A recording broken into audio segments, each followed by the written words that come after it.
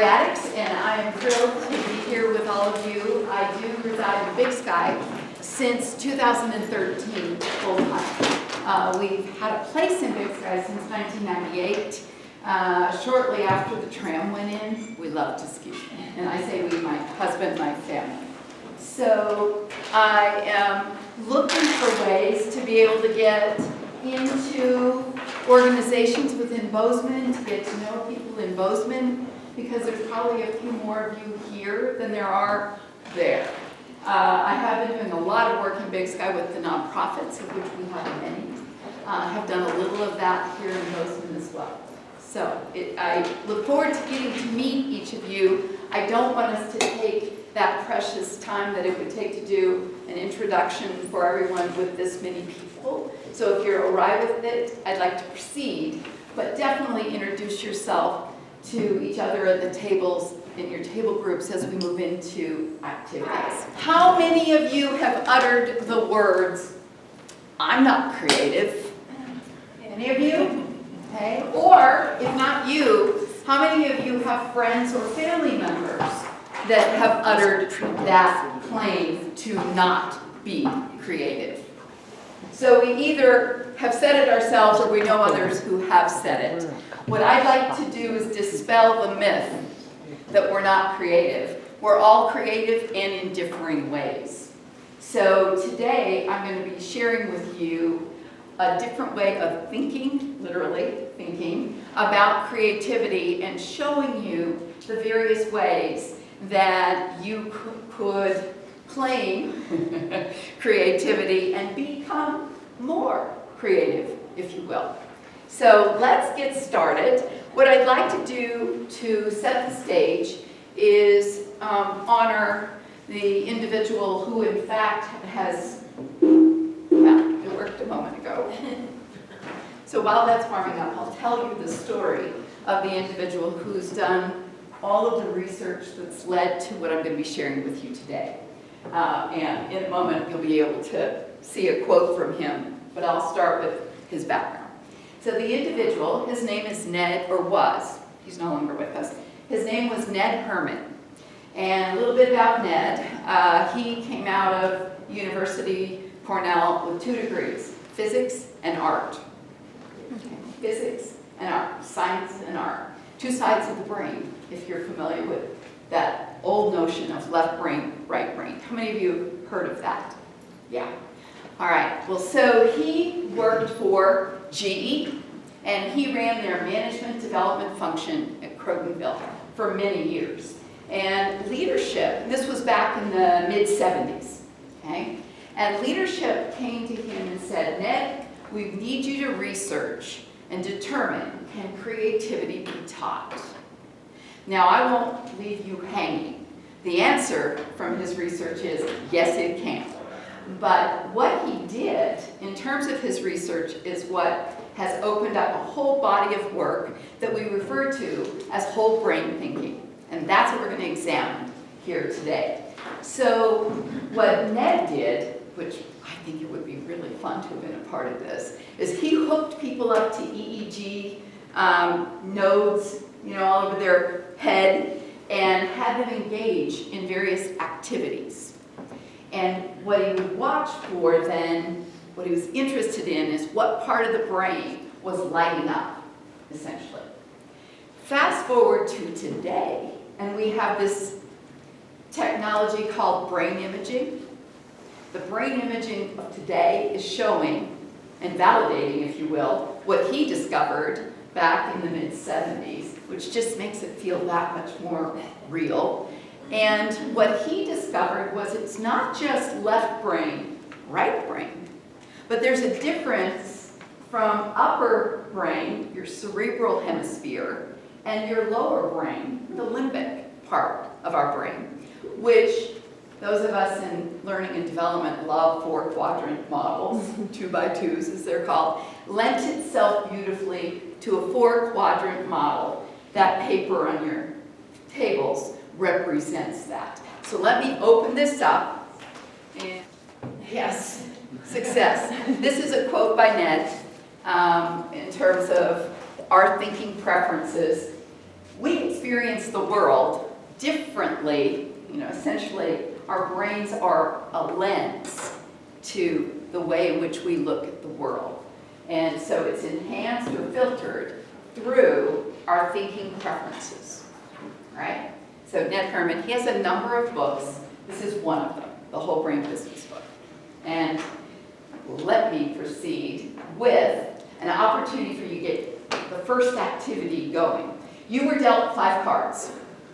And those 5 cards are a metaphor, if you will, for being dealt, our lot in life, all right? So you play the hand you were dealt, right? We've heard that kind of expression before. So you take a look at those 5 cards that you've been randomly dealt, and you can blame whoever it was that was helping us with the dealing, right?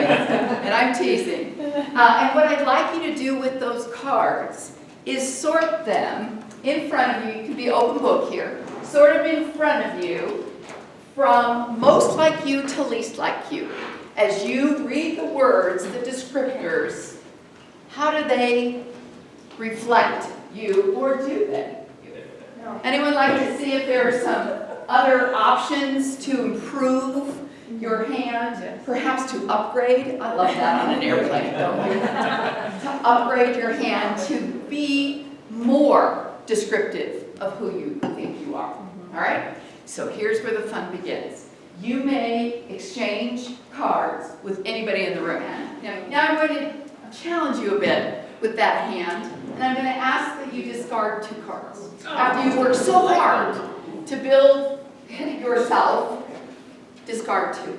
Into the center of the table, you can leave them face up. 2 that are what? Yeah. 2 that are the least like you. Great question. Great question. The final task, is to find 1 card least like you. So it could be out of the center of the table. You can jump to other tables and look, but you're looking for the antithesis. So something that is not you. Now, I'd like to ask you a question about the 3 cards that are like you. How many of you, within those 3 cards, have 3 colors represented? Good number of you, okay? How many of you have 2 colors? All right, anybody with a single color in those 3 cards? Okay, it happens. All right. You had 3, yeah, it's okay. Now, for all of you, is the 4th card a totally different color than the 3 cards? Yes. Okay, now are you intrigued? So let me just share, the purpose of this exercise is to start helping you explore the language of whole brain thinking, the color coding, if you will, of whole brain thinking, and an unscientific approach to learning a little bit more about what might be your thinking preferences. Okay, we actually have an assessment that does it in a scientific manner, but this is the, I'll call it the unscientific approach, but it gives you a hint, gives you a perspective. So let's take a look at what is whole brain thinking so that you can relate what you've got in your hand, your cards, to what this means. So whole brain thinking, again, the work of Ned Herman, and I told you there's a left and a right, an upper and a lower. So you're seeing a 4 quadrant model. Page 3 in the handouts for a little closer up view, sharing those handouts amongst your table. I'm going to do what we call a walk around the brain. I'm going to start in the upper left quadrant. This is the upper hemisphere of our left side of our brain. Sometimes I'm going like this when I'm talking about left. All right, so left side of the brain, this part of our, and the good news is you are all made up of all 4. I see no one in here with a whole chunk of their head missing. And this location, this is all metaphorical. It is. Right.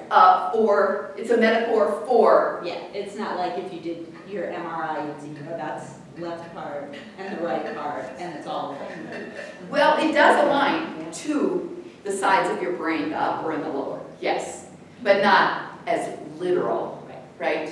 Okay? So the upper left part of our brain is responsible for thinking, and did I already just say you are all made up of all four? But what makes your profile unique is the degree to which you move into each quadrant, or avoid some quadrants, as the case may be, all right? So upper left, blue, also called the A quadrant, for those of you who prefer letters over colors. This is responsible for our logical thinking, our rational thinking, our fact-based thinking, numerical thinking, bottom line orientation, okay? Coming out of that upper left part of our brain, right? Lower left part of our brain, sequential thinking, detailed thinking, organized, planning, implementation, and orientation towards action. I call it the get her done quadrant, okay? Now, previously, left brain was sort of just all left to be lumped together. So what are the distinctions? The distinctions are upper left just wants the bottom line. Keep it factual. The lower left wants all the detail.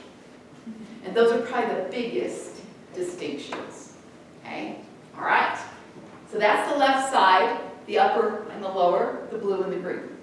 Moving to the right side of the brain, the lower right. How many of you have ever heard of emotional intelligence, or EQ? This is where the EQ resides. This is where our EQ resides. EQ, emotional intelligence, awareness of self, awareness of others, empathy, relationship building. All of those are aspects of the makeup of the red quadrant. So interpersonal, feelings, right? Emotional, intuition about people. So from the red quadrant, picking up on people's facial expressions, reading body language. People with a strong orientation in this quadrant tend to do that more effectively than others. Okay, that's the red quadrant. Moving to the upper right is where that element of when people think right brain thinking, they think what? What's the number one word that comes out of the right brain? Creator. You got it. So this is where that resides, is in the upper right, with more big picture thinking, synthesizing, future looking, strategic, creative and innovative, all coming out of the upper right portion of our brain. Okay, other words. Oh, and intuitive about ideas and solutions. So lower right, intuitive about people. Upper right, intuitive about ideas and solutions. Something you might hear people who are strong in this quadrant say is, well, what if we tried this? Or what if we tried that? So they're always generating lots of possibilities. Okay? Questions? That's a really quick walk around, but do you have a sense of it? Have a sense of it? Did you recognize, aside from the words you've got in front of you, did you recognize other aspects? You go, that is true for me. Okay? Know that there is even more and deeper information around this. This is a high-level overview. Okay? All right.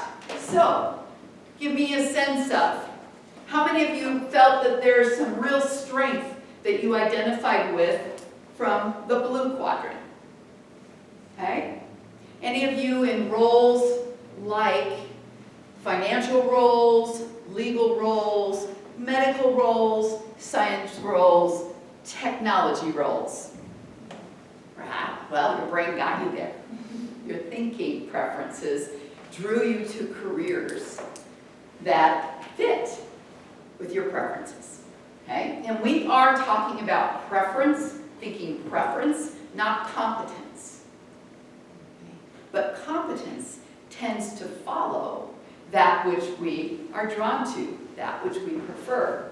Malcolm Gladwell, you've heard perhaps or read about 10,000 hours to become an expert at something. How many of you want to spend 10,000 hours doing something you hated? No, you want to spend that kind of time with something that you're drawn to. All right, green. How many of you identified with some of the language of the green quadrant? Okay. Careers, project management, planners, detail, so think travel agents, law enforcement, rules and regulations, structure are some kinds of career paths that strengthen this quadrant could lead to. All right, how many of you identified with the red quadrant? Okay, any kind of career that involves lots of interaction with people would be something these folks may seek out. That might be social work, or teaching, or sales, or customer service. It's awesome, right? Involved with people. Okay, red. And then how many of you, woof, a little bright. How many of you identified with some of the language of the yellow quadrant? Okay, so careers that strong yellow might lead to. First of all, maybe entrepreneurial. Some realms of anything artistic, anything with the word designer behind it. So think graphic designer, instructional designer, software designer, interior designer, right? Are going to have some sort of pull from this quadrant. Additionally, sales, training, organizational development, for some of you who know the language of human resources. Let's see, what have I left out? There's others. They're just not coming to mind at the moment. But that's a good starting place in terms of some careers that yellow pulls people into. Okay? We also we could be single dominant. So strong in one quadrant that that's what people see and experience of us most. Or we might be double dominant.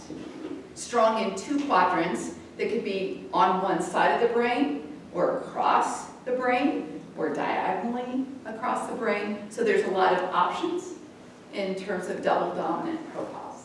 Or we may be triple dominant. And there are 3% of the world's population quad dominant. They're squares. No. Right, and I say that in a respectful manner. But they have strength, really almost equal strength or preference in each of the four quadrants. Okay, so there's a whole mix of options in terms of our dominance. All right? What percentage is that? Which? The 4. 3% of the world's population. Many of whom, not all, many of whom are CEOs. Think about that. You rise to the top of an organization maybe because of the amount of expertise you have across all parts of the organization. That's not true for all CEOs, but it is true for some. Okay? All right, keep your questions coming. We're going to take a look at how we think, impacts everything we do. The way in which we build relationships, the way in which we communicate, for today's topic, the way in which we create or innovate, how we solve problems, and how we make decisions, and how we learn. It's all impacted by our thinking. Oops, give it away. How do you define creativity? What's your definition? Anyone? Throw some. I think it's sort of allowing your innate unique self to come out, whatever. Oh, nice. Nice. I like that. Yes, please. Spontaneously combining incongruent things or ideas. Okay, let's revisit that. Spontaneously combining incongruent things Or ideas. or ideas. Kind of connecting the dots between things that don't seem like they would Exactly. relate. That is a very yellow statement. It comes out in our language, by the way. Yes. And I can talk about that whole myth of romantic artists. Uh-huh. It's kind of a myth. But anyway, can I read?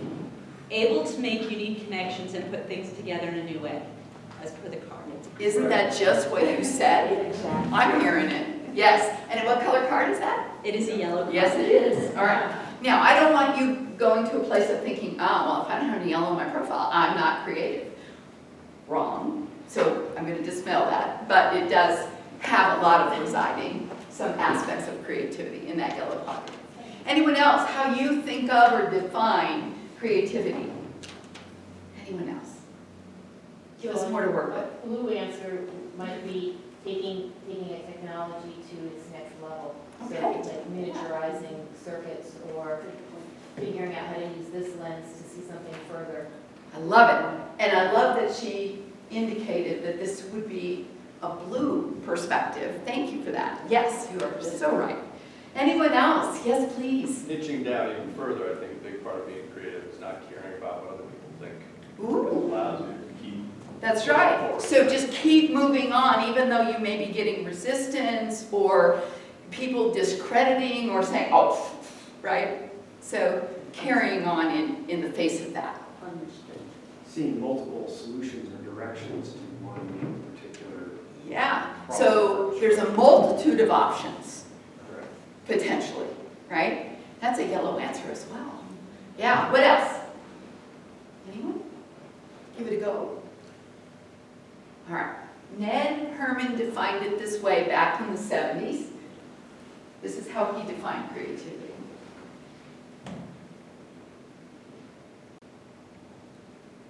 If there's something up here you want, if it's not in your handout, just take a picture of it. All right, that was how he defined.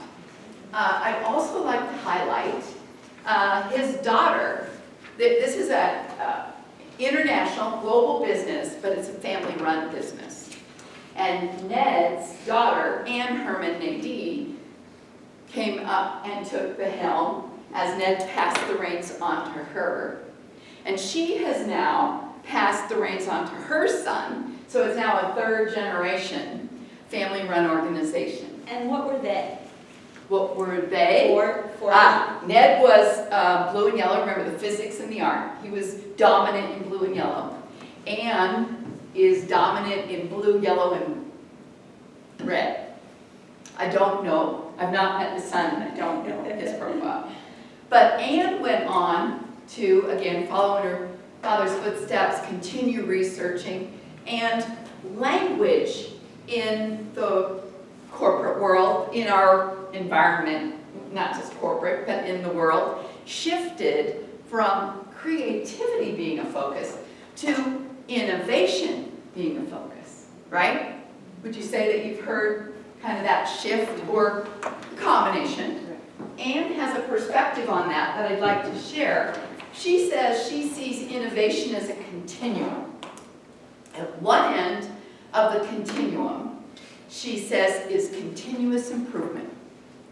It's more incremental, and it's continuing to just, I'm going to use the term fine-tune, to improve, to better something. She sees that as at one end of the continuum. She says it's safer, it's less risky. I would offer that will probably be more of a green quadrant approach to innovation, okay? At the far end, the opposite end, is pure creative thinking. Completely new, original ideas, never heard of before kinds of things. Think back when the iPhone came out. Had we ever seen or heard of anything like that before? So just as an example. And you can probably come up with many. All right, and so that is the continuum, she says, of innovation. Kind of two ends. And she says it's really about bringing new thinking to bear, but also having a specific application to apply the creativity to. So you can hear the mixture of the language of creativity within this continuum, if you will, of innovation. She says, great innovation is applied creativity. So, for what Anne has to say, all right? So let me ask you this. When and where do you get your best ideas? How do they come to you? Who said shower? Yes, I've always claimed, for me anyway, ideas flow near water, and that can be a bathroom, but that can be a river or a stream, either. Anything connected to movement, hiking, spinning, Oh, dance, good. any movement. Good, good. How many of you go out for a run and you come back going, I solved it, right? Something like that, yes. Where else do your good, yes? When I'm thinking about something else. Ah, so I'm focused on this, and in pops something unrelated but to A this, solution to something else. Okay, good. How about the rest of you? Maybe when you're not thinking. When you're not even thinking, it just pops in. Yeah, good. So might you not be thinking if you were meditating, for example, or doing some yoga, and you're supposed to be clearing your mind, right? But whoop, in pops something. Yeah. What else? Sleeping. When you're sleeping. How many of you keep dream journals and turn over and write down something that came to you? You have a 10, is it 10 minutes or 10 seconds? I've lost it. I'm not sure which it is, but there's a 10-something limit to those thoughts. I think it's gotta be seconds. Seconds. Thank you for validating. All right. Appreciate that. What else? How else do ideas come to you? Driving, road trips. Driving, road trips. Anyone? Music bring ideas to you? Anyone? Okay. Joni, how about you? What brings in? It's pretty much shower, I think. Shower, that water, yeah.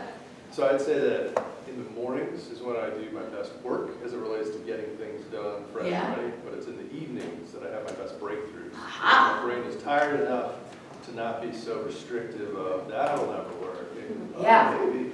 Fabulous self-awareness to realize when you are best and most productive and when you are most likely to have the new, if you will, pop in. That's great. That's great. Anyone else? Other ideas or ways in which you do your best thinking? Yes. Good idea, Carrie visits me when I'm doing mindless weeding. Oh, very good. Mindless weeding and in pop the ideas. Excellent. Excellent. All right. Yes, please. Sometimes drinking alcohol. Oh. Why not? Why not? I love it. Thank you. And I would say during sessions like this, when you have someone, especially if it's slightly outside of your discipline, Yes. and then, you know, so I always have a journal by, and I'm like I have stuff written down that has nothing to do with you, but Yeah, it just but it popped in. Popped in. Because I triggered it in some manner or Exactly. something I said. I'm Exactly. not trying to take credit. Something everyone else said triggered, Exactly. whichever it might be. Yes. Yes. I want to know if there's a specific alcohol that works better than She doesn't discriminate. Okay. Yeah. Okay. So the notion is the ideas come to us in many differing ways, and we sort of become aware for ourselves, at least you want to get to that place, of when and how they pop in. And so that you can expose yourself to more of that when you need those ideas popping in. Okay. We have, this is aligned to the 4 quadrants, our 4 creative selves. So I'd like to highlight for you that it is not just the yellows that are creative, that there is an element from each of the 4 quadrants. Okay? Now, our blue quadrant is our problem-solving self. Green is our implementing self. Red is our idea sensing, think intuition, self. And yellow is our idea finding, you could also say experimenting self. And with each of these are descriptors that are in the handout, too small for you to make out all the words. It's in the handout and we'll get it to you if you don't have your own copy. All right? But I am going to give you a slide you can read more easily. It gives you even more sense of what these 4 quadrants do with regards to creativity.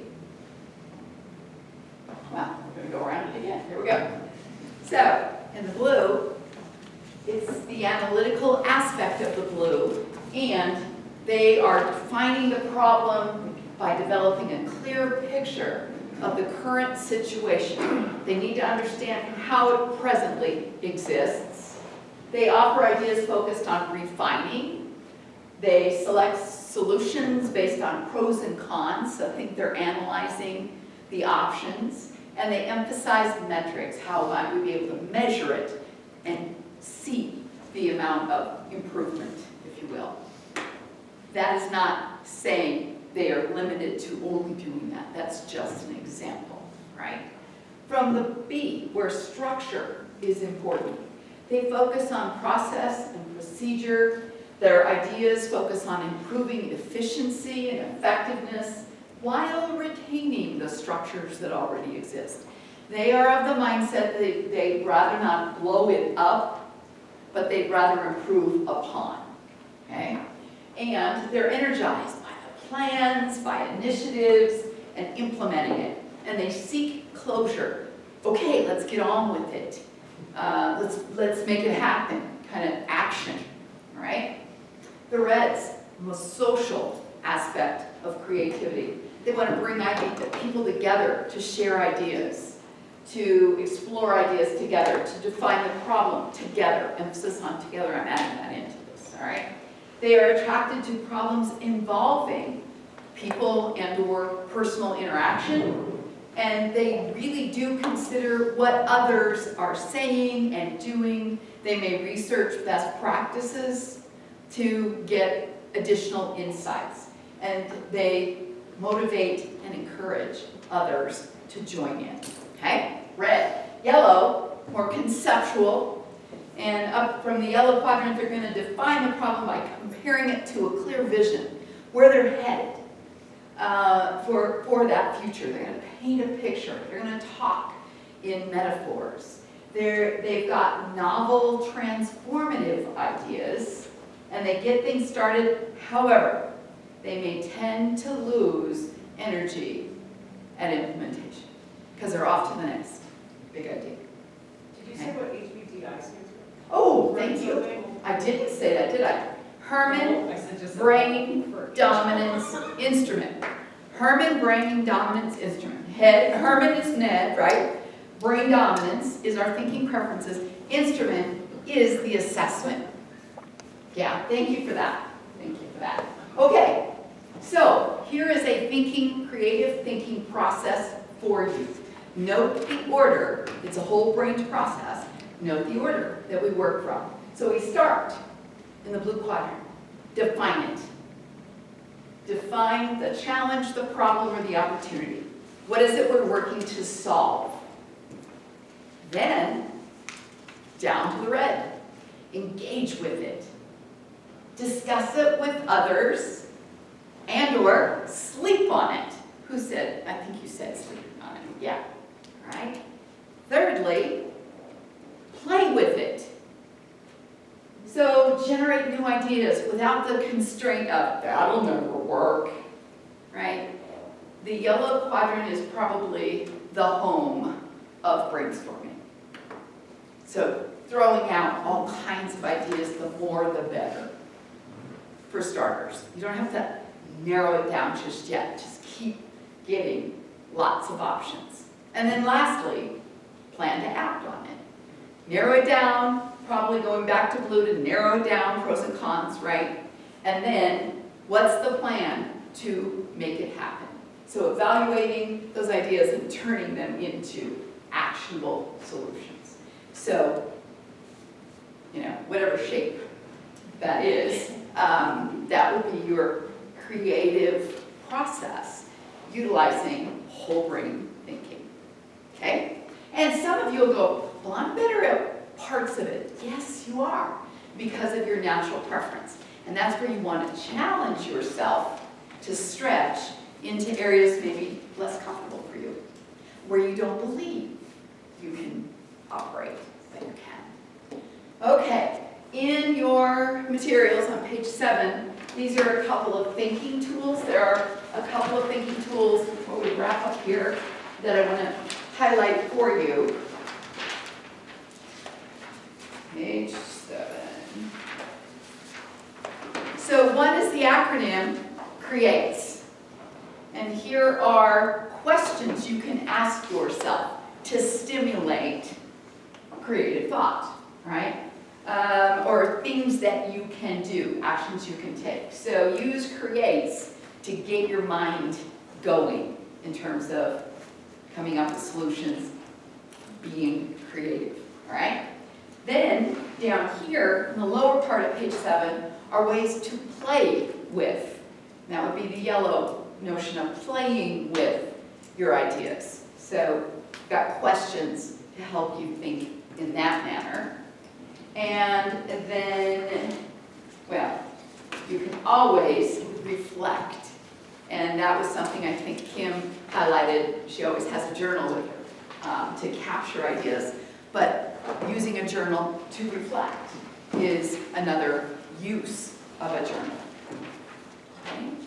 All right. And what questions do you have at this point? Anything that would be helpful? Yes, please. So have you worked with strengths-based training at all? Uh-huh. How do these two complement each other or don't, or? Yeah, they do. So, and how many of you know of Myers-Briggs? Yep. Okay, there's a, let me go to Myers-Briggs and come back to strengths. So Myers-Briggs, you know that there's an introversion-extroversion aspect. In every one of these quadrants, you will find introverts and extroverts. So that's a little bit of overlap. The bigger overlap is thinking, feeling. Which two quadrants? Thinking, blue, feeling, red. The other two-letter combination options in Myers-Briggs is intuiting, sensing. Yeah? Intuiting, in this case, what color? Yellow. And sensing? Green. So those, thinking, feeling, intuiting, sensing, overlap with these four quadrants. Okay? Now that last part, the T and the J, no, the J and the P that I can never keep straight because judging and perceiving aren't in fact what you think of when you think of those two words. So one of them, and I'm right in the middle on them, so I really get them mixed up. One of them is about closure, and one of them is about keeping your options open.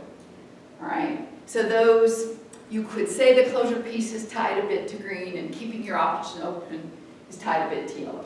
Yes? So on the Myers-Briggs, I've taken it 3 times, and 2 times it was the same, and the 3rd time it was much different. Uh-huh. You've matured. I've matured. Is that showing that my thinking is changing, or is that Showing, so Myers-Briggs is a psychological assessment. Yep. This is an assessment tied to our thinking preferences. It's not about personality or psychology. Okay. So, but there's some overlaps, right? All of these assessments have some things in common. Sure. Yeah. It is not impossible for our profiles, whether it's thinking profile or Myers-Briggs, to shift. Typically, shifting occurs because something significant has changed in our life.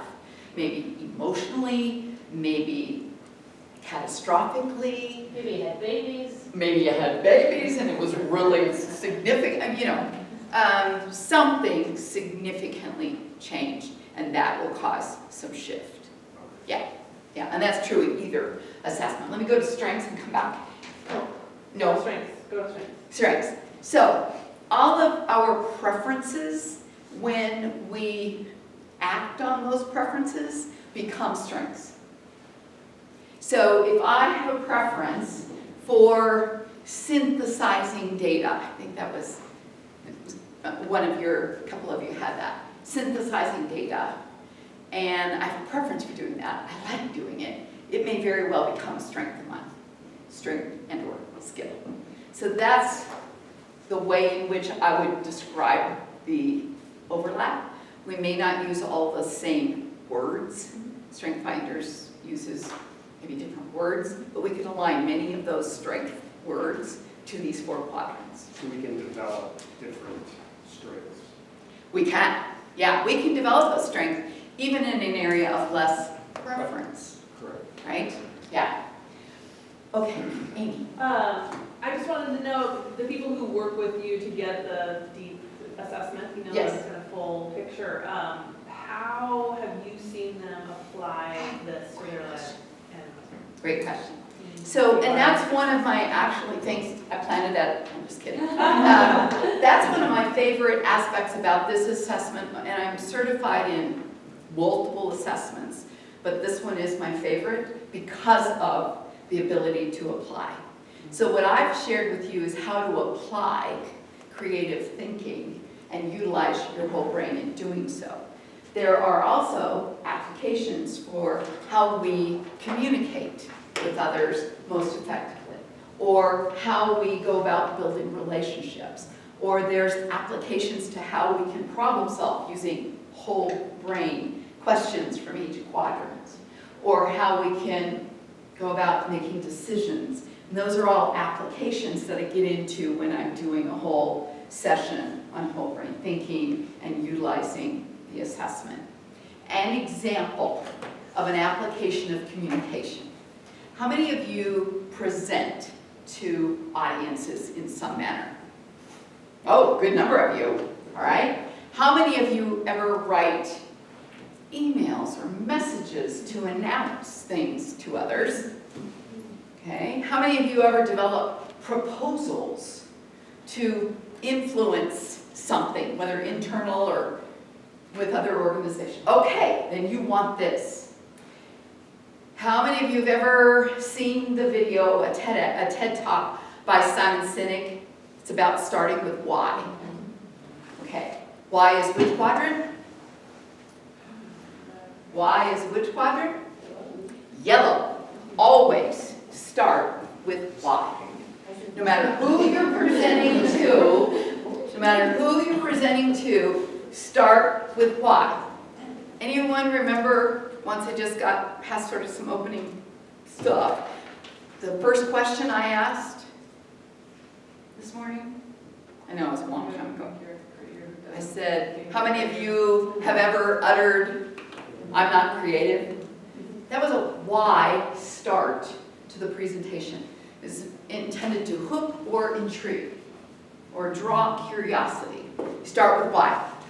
Next, and if you don't, you're going to lose your yellow fingers because they're going to get real bored, right? So you want to hook them early. Next, you go to blue. What or so what, or both. So blue is what we're going to do, maybe our objectives, or what we're working to solve. It's the what. You can even come back to a so what later, or do it then. Okay, so why and what. How many of you are familiar with 5 W's and an H? We're going to cover them all. Okay, so why then what. Next, who. Everyone wants to know what's in it for me. Okay, how I will be impacted, or how others are going to be impacted, or who was involved. So there's lots of who kinds of things. Who is next. And lastly, how, when, where, coming out of green. Think about how, when, where. What is that? It's an action plan, isn't it? It's how we're going to make it happen, or it's more detailed. Okay, you go, oh, those poor green folks. They have to hang on clear to the end. Who knew? They see all of those things as details. So they're with you the whole way through. But if you have a really strong green preference, a common error is leading with too much detail. Gotta keep it simple. And maybe a lot of the detail goes in an appendix, or is provided in other manner, but don't lead with the detail. Now, the 5 W's and an H, which I've just outlined for you, think of it as a backward Z on those 4 quadrants. Okay, backward Z. That is if you are writing, that is if you're presenting, that is if you're proposing any presentation or communication. that you don't necessarily know who's in the makeup of your audience. Use the backward Z. That's an application. Okay? So you're walking away with creativity, application, and communication application. And I just want to say thank you so much. Lori, thank you very much.